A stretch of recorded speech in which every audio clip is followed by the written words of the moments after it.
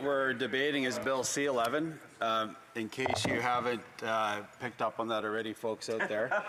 But I think what the question that really we're asking tonight is, can we trust this Prime Minister and this government? And so let's not answer that question quite yet. It seems like the NDP and the Bloc just want to completely trust whatever they're going to do. It's kind of a marked shift from where the NDP used to be actually critics of the government, and now again they're carrying the water of the government. So it is different. But my hope is that they would be really true servants in opposition again. But again, the question is, can we trust this Prime Minister and this government? And I'll bring it back to, we're talking about C-11, but I'll give a bit of preamble. Everybody remembers the values attestation for the summer jobs program. And this was where the Prime Minister said, look, if you're going to be a certain faith-based group or have a certain belief, look, no need to sign up for the summer student jobs program. And so this is a government that proves that it makes value judgments and decides who the winners and who the losers are. So again, my question, can we trust this government? But how is it relevant to Bill C-11? So for some in the NDP that said that we hadn't read the bill, I mean, I have it right here. It's marked up quite a bit. I marked up the C-10, the previous iteration of it. I was former chair of the Access to Information, Privacy and Ethics Committee. We studied at length these kind of issues. So the key section the member across the way in the Liberal Party, it's kind of interesting. We all heard it. He mentioned different clauses in the bill, but he missed a real key one, and that's 4.2. He forgot to mention that one, which is a pretty key category here. So let me read through 4.1. This Act does not apply in respect of a program that is uploaded to an online undertaking that provides a social media service by user of the service for transmission over the internet and reception by users of the service. Now, if it just stopped there, we'd probably say, that sounds pretty good. But it goes on. Despite subsection 1, this Act applies in respect of a program that is uploaded. So despite, right, uploaded as described in that subsection, if the program is A, uploaded to a social media service by the provider of the service or the provider's affiliate, or by the agent or mandatory or of either of them, or B, is prescribed by regulation under section 4.2. So, Madam Speaker, what many of experts have said about that particular section, it is an exemption a truck can drive through. So this is the concern for us, and this is why we're debating till 12 o'clock at night, is because of that particular section. Because what it essentially does, that user content that's supposed to be exempted from this oversight is now included. So that's massive, Madam Speaker. So we talk about TikTok videos, we talk about YouTube videos, all now under the purview of the CRTC and the arm of this Prime Minister of shutting down free debate and free speech in this country. That's the potential that it has. And can we trust him? Can we trust this government? Again, don't answer the question quite yet. But I'll go through some quotes because, again, the member across the way, he hasn't heard enough quotes tonight, but I'll read some out. And these are some experts that have appeared at committee, in the House of Commons, and well-respected witnesses. So, Madam Speaker, it's pretty hard. I can't hear myself here.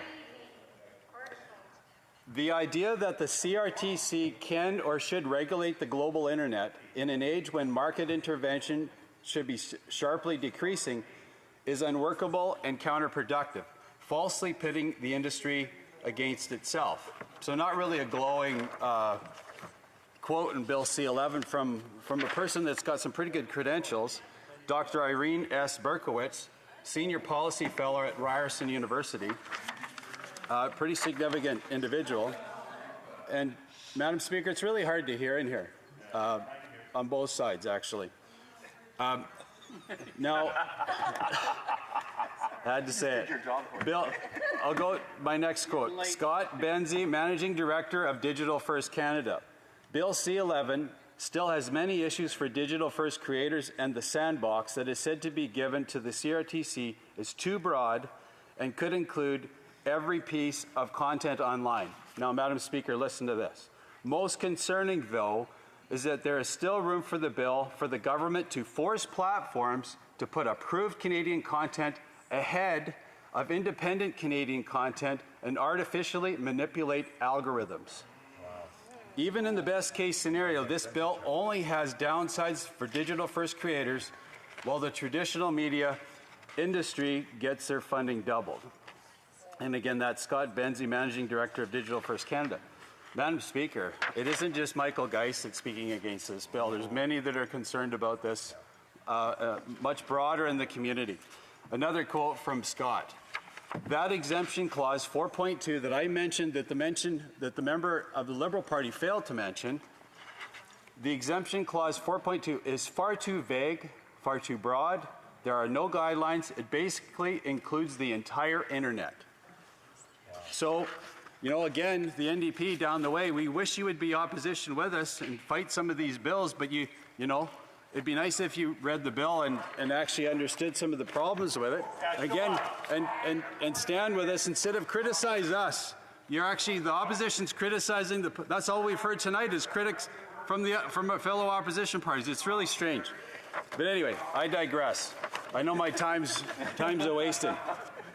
So, last quote that I will mention tonight, Madam Speaker. Remember the question that's hanging out there for everybody to answer. We haven't answered yet. So this from Andrew Coyne, columnist from the Globe and Mail. I wouldn't say he's a conservative. I wouldn't. But he's not Michael Geist either. But Michael Geist is a very reputable, and I will say I've heard him testify, very reputable individual. And I think to disparage the Liberal Party, to completely disparage this witness, it doesn't say too much about the party across the way. Okay, final quote. This bill would assign wide latitude to regulate, well, the internet. Not only the big audio and visual streaming services like Spotify or Netflix, but any number of other services from podcasts to audiobooks to news channels, and not only those based in Canada, but anywhere in the world. This is surely the far greater concern. Whether the users of these services are subject to regulation in their capacity as content posters, so far as the services are compelled to give greater prominence to certain content, its users can hardly be unaffected. Now, I don't know if the member across the way heard how significant that one phrase was. To give greater prominence to certain content.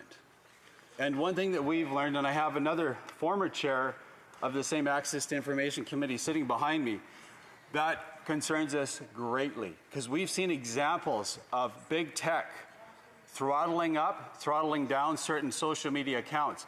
We were the ones that actually subpoenaed Mark Zuckerberg and Sheryl Sandberg to appear at our committee because of our concerns around their misuse of personal data. And so what this government is now asking, hey, look, you know, big tech, we actually want to take over. We want to do that job. And again, can they be trusted? Will they be trusted? I'll finish this quote. And so far as the services are compelled to give greater prominence to certain contents, its users can hardly be unaffected. They are certainly subject to as consumers. So, Madam Speaker, I would just say our concerns are very warranted. It isn't just the Conservative Party across the way. It's many experts that we've heard from tonight. And again, I started with the question, can you trust this Prime Minister and this government? I would answer tonight, the answer is a firm no. No. And that's why we need to oppose C-11.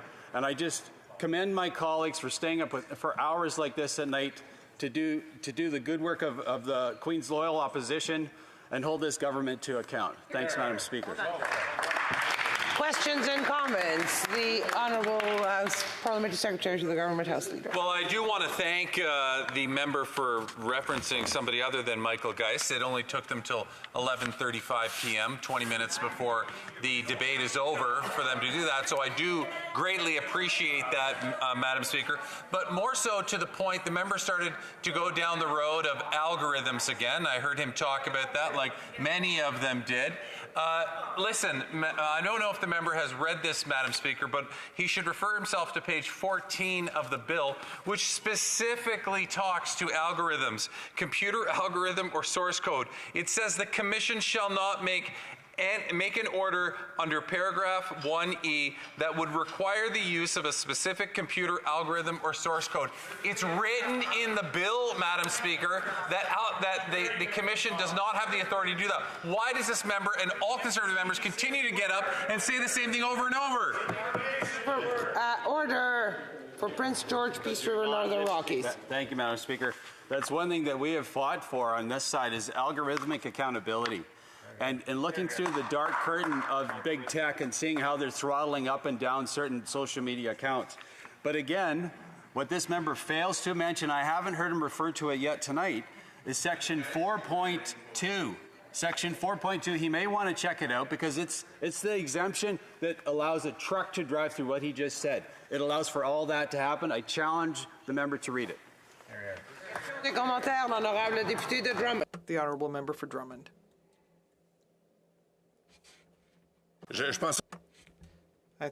I thought that the member from Kingston had finished. I apologize. I appreciated the speech from my Conservative colleague. I also liked the fact that he quoted experts other than Michael Geist. And I met with the digital first creators as well. And it wasn't exactly the right place, but I did meet with them, and I asked them to tell me about their organization. It was, and he was a very kind gentleman. He had a number of concerns, and I said, "How many members do we have? Do you have?" And he said, "No, we don't have no members. We're just getting started." And I said, "Okay. Are you registered as a lobbyist?" "No." So perhaps he shouldn't be called an expert, but I do want to say that we met with him. He met with people from the industry and the Quebec cultural industry, and his horizons opened up quite a bit, and I think that his the conversation would have been different if he hadn't been given leading answers. But we need to lighten the load of regulation. So how do we do that to protect Quebec and Canadian culture, given the American giants? Prince George, Peace River, Northern Rockies in 30 seconds. Yeah, I'm not totally sure what the question was there, Madam Speaker. But, witnesses appear, and, one thing that I appreciate with the House of Commons and our committees is that we have experts with PhDs, but we also have just regular folks that come here and testify. They're just as legitimate as witnesses and able to speak to some of their concerns around the bill. And C-11, again, its threat is real, Madam Speaker, and again, I hope that the House will vote against C-11. Thank you, Madam Speaker.